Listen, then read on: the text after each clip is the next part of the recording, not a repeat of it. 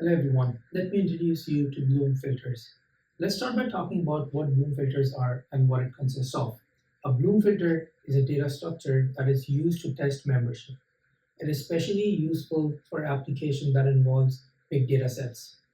What sets apart a Bloom filter is their space efficiency and probabilistic nature.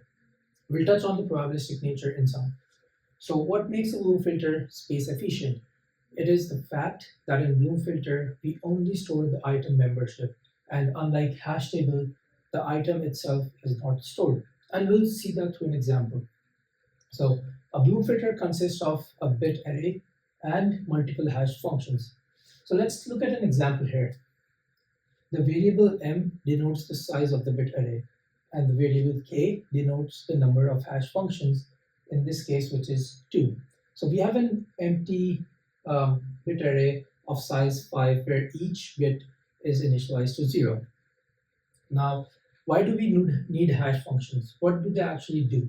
So these hash functions, they compute an index in the bit array, and we flip that index to 1. So in case of h2, it returns the index 4, and we would flip that index to 1.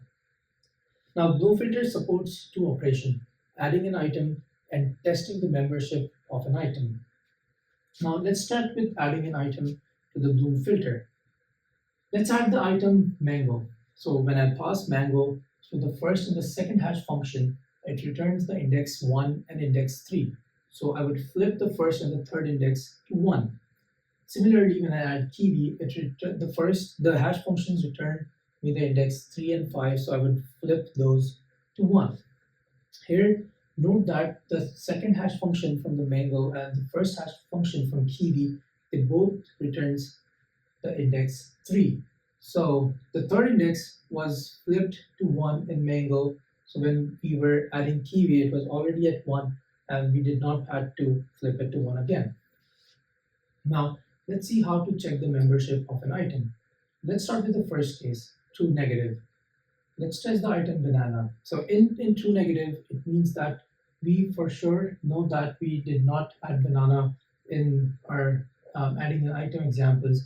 So let's see what the Bloom filter thinks. When I pass banana through the first hash functions, it returns the index 1 and 4.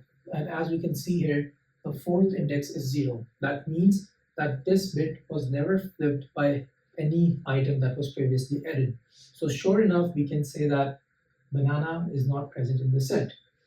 Now let's take a look at the second example, or true positive. Let's test the item kiwi.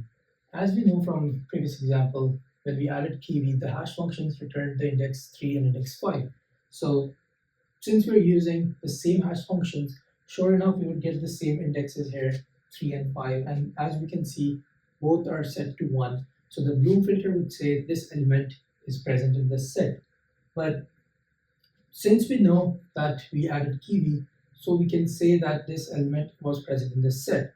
But is it really the case? Let's see the third use case, false positive. Let's test the item grapes. When I pass grapes through the first and the second hash functions, it returns me the index 1 and index 5. And as we can see here, both the indexes are set to 1.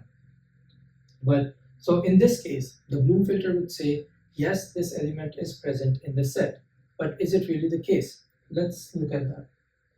So the first index here was flipped to 1 by the first hash function of mango. And the fifth index here was flipped to 1 by the second hash function of kiwi.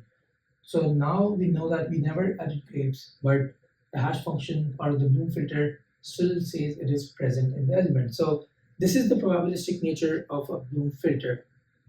When it says it is present, it could be a case of true positive when it is actually present, or it could be a case of false positive where it is not present in the set or it was never added to the set, but the Bloom filter said it is.